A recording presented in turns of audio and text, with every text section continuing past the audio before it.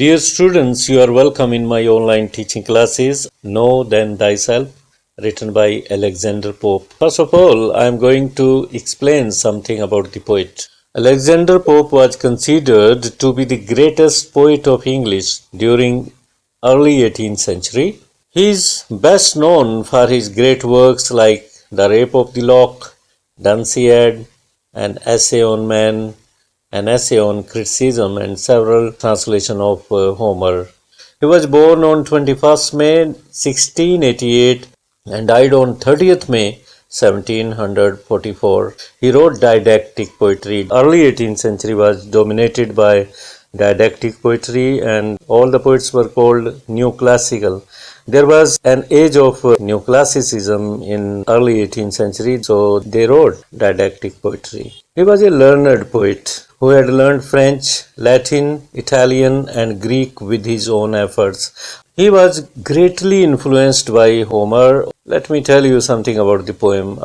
The present poem is an extract from the long poem Essay on Man, written in 4 cantos. So it's an extract from a longer poem, that is Essay on Man, written in 4 cantos. In this extract, the poet strongly advises human beings not to waste their precious time in studying God and His mysterious ways. They should study themselves. They should know their limitations. I am going to give you line-to-line explanation of the poem. Let me read the first 6 lines. Know then thyself, presume not God to scan. The proper study of mankind is man, placed on this isthmus of a middle state, a being darkly wise and rudely great, with too much knowledge for the skeptic side, with too much weakness for the stoic's pride. The word meanings are: thyself means yourself, presume means to assume, scan, scrutinize, isthmus, a narrow piece of land having water on its sides and it joins 2 large areas of land. Skeptic का मतलब doubtful होता है. The poet has used the word isthmus for the earth because it is surrounded by water. Now I am going to explain these lines in English.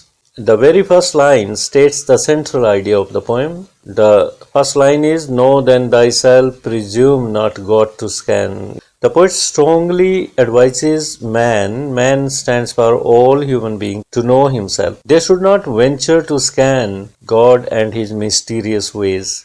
They should not wrongly presume that they are able to scrutinize God. If they do so, it would be their greatest folly. The second line, the proper study of mankind is man, clearly states that proper subject for man to study is man himself. Man, in his ignorance, wastes his time and energy in unraveling God. It's pity that man spends his own life, but he is unable to know his own weaknesses, limitations, and powers. On the other hand, lot of time is wasted by him in studying others' nature. Next line, placed on this isthmus of a middle state, a being darkly wise and rudely great. After advising man to study himself rather than God, the poet proceeds to assert what actually man is. He uses paradoxes like darkly wise, rudely great to make human beings know their real place and position in the universe in relation to God and His creation. These paradoxes are applicable to all human beings. The poet says that man has been placed in a middle state on this earth. He hangs between 2 extreme points.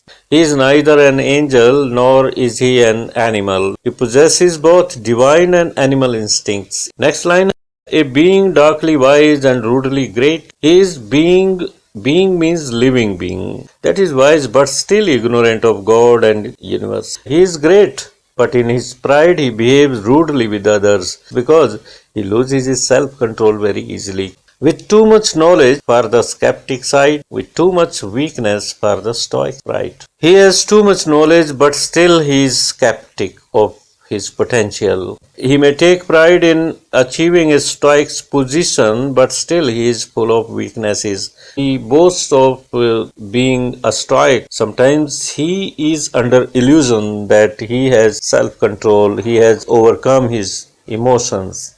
A stoic is the person who is not affected by his emotions and weaknesses. He hangs between in doubt to act or rest, in doubt to deem himself a god or beast, in doubt his mind or body to prefer.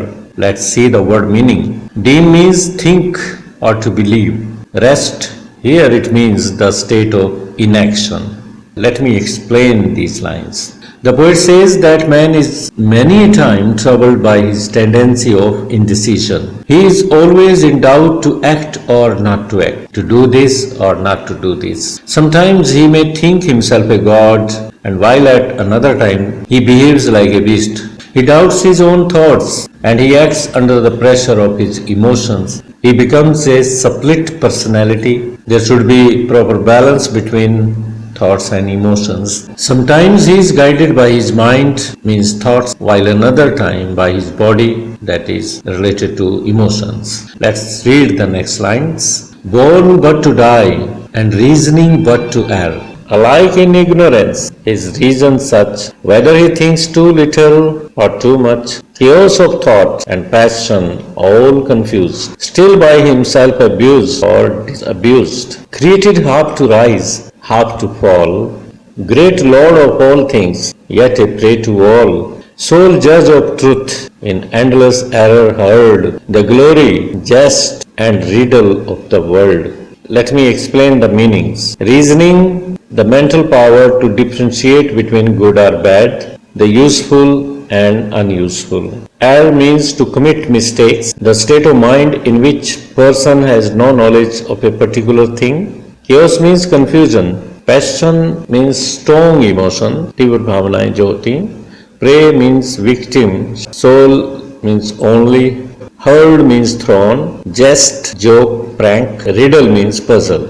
Let me explain. Born but to die and reasoning but to err. The ultimate fate of man is that he has to die. Everybody knows that every creature on this earth has to die sooner or later. He is habitual of using his reasoning power, but in that process he is prone to commit mistakes.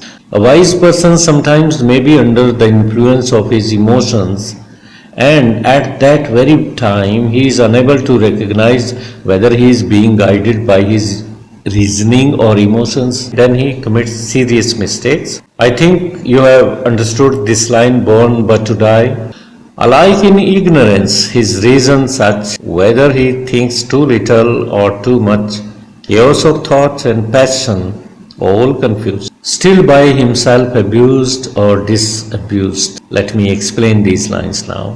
He is the same person in his ignorance or in reason. He is the same a confused person, whether he is thinking a little, he is thinking too much. He is all confused between his thoughts and passion. He is unable to know whether he is being guided by his thoughts or emotions. These are overlapping in his mind. He is unable to understand whether he is being guided by his thoughts or emotions. As he tries to reach a conclusion, then another idea, maybe guided by reasoning or passions, contradicts the previous one.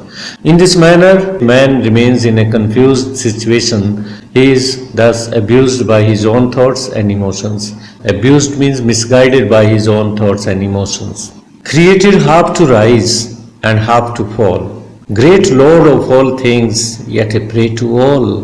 God has created man in such a way that he acts to achieve greatness in his life.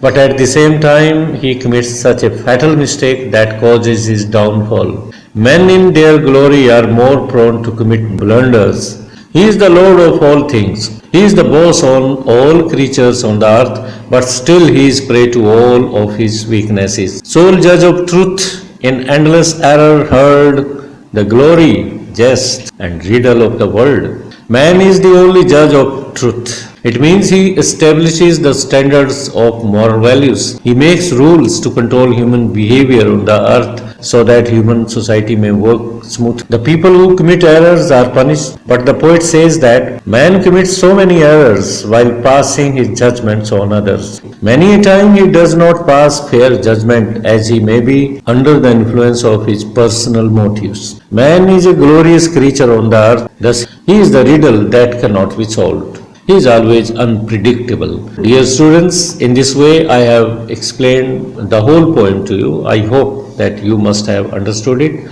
If you think that this poem is worth reading, worth understanding, then do like and subscribe my channel. Thank you.